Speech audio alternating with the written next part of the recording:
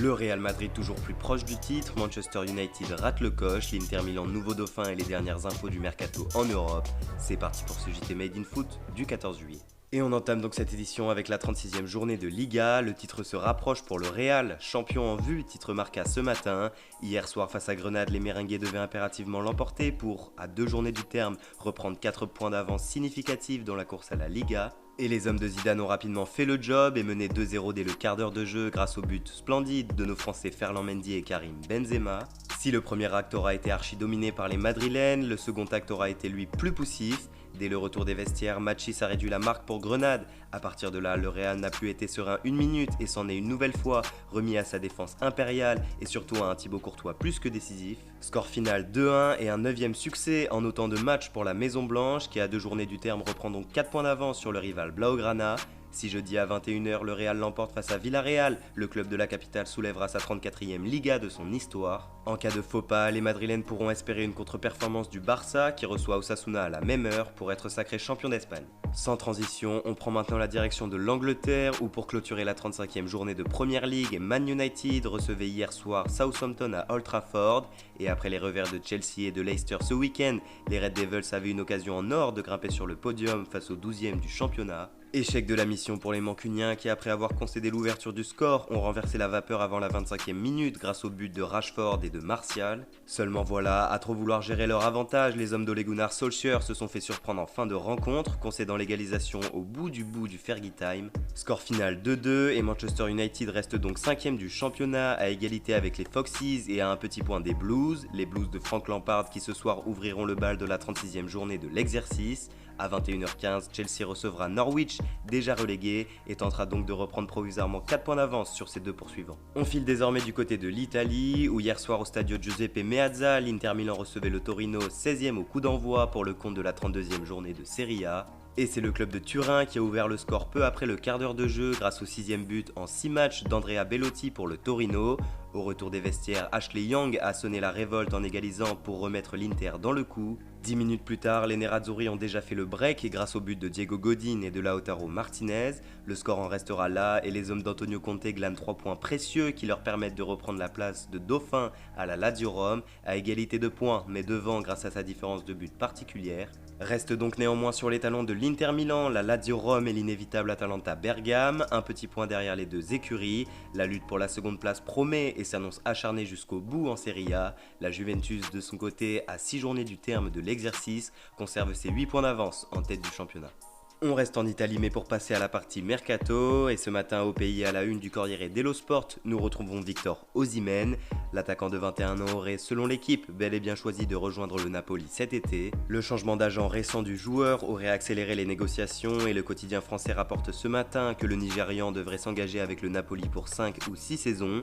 Après la vente de Nicolas Pepe l'an passé à Arsenal pour 80 millions d'euros, le LOSC s'apprête donc à céder une nouvelle fois son meilleur buteur pour un nouveau transfert record de 81 millions d'euros. Et le Napoli n'en aurait pas fini avec les joueurs de notre Ligue 1. Selon le Corriere dello Sport, le club penserait à Jordan Amavi, 26 ans, pour renforcer son couloir gauche. Sous contrat jusqu'en 2021 avec l'OM, le latéral gauche serait donc courtisé par Naples, mais ferait néanmoins office de second choix, derrière le joueur de l'Olympiakos, Konstantinos Tsimikas. Dans le sens des arrivées à Marseille, le club qui piste le jeune Leonardo Balerdi depuis quelques semaines maintenant serait aujourd'hui en bonne position pour obtenir sa signature. Sportbild indique en effet que le club phocéen aurait trouvé un accord avec le Borussia Dortmund pour un prêt avec une option d'achat proche de 12 millions d'euros.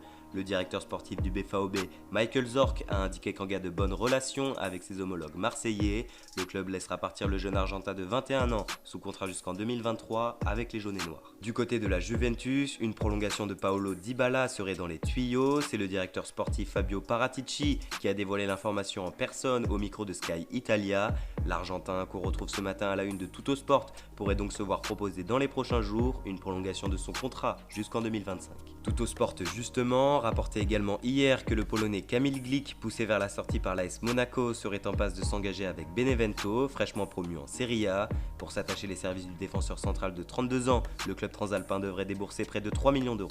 En Espagne maintenant, nous vous en parlions hier, le club de Cadix est de retour dans l'élite la saison prochaine, 14 ans après sa dernière saison en Liga.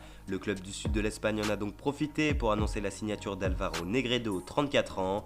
Passé par le FC Séville ou le FC Valence entre autres, l'attaquant espagnol va donc retrouver la Liga après 2 saisons disputées pour le club d'Al Nassr de Dubaï. Du côté de l'Angleterre, hier Manchester City se voyait blanchi de ses sanctions infligées en février dernier pour manquement aux règles du fair play financier de l'UEFA.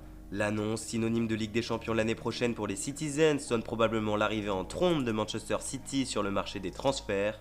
Dans ce contexte, le Daily Mail rapporte ce matin que les Sky Blues cibleraient Lautaro Martinez, David Alaba, Ferran Torres ou encore Kalidou Koulibaly pour renforcer leur effectif.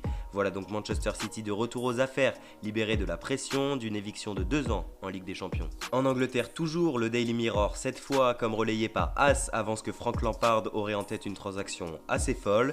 Le coach de Chelsea aimerait faire venir le portier de l'Atlético Madrid, Jan Oblak, en terre londonienne. Selon le tabloïd britannique, Lampard serait prêt à intégrer Kepa Arrizabalaga dans la transaction. L'Espagnol de 25 ans, recruté en 2018 contre 80 millions d'euros, n'a pas franchement convaincu du côté de Stamford Bridge et pourrait donc être poussé vers la sortie cet été.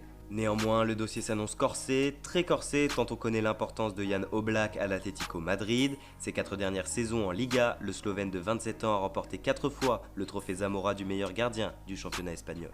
Enfin, on clôture ce JT en Espagne toujours, où selon ESPN Brésil, le Barça va recruter le jeune espoir de Sao Paulo, Gustavo Maia. En mars dernier, le club catalan avait payé 1 million d'euros au club brésilien pour avoir la priorité sur le transfert, et aujourd'hui l'attaquant de 19 ans serait donc proche de rejoindre la Catalogne contre 4,5 millions d'euros.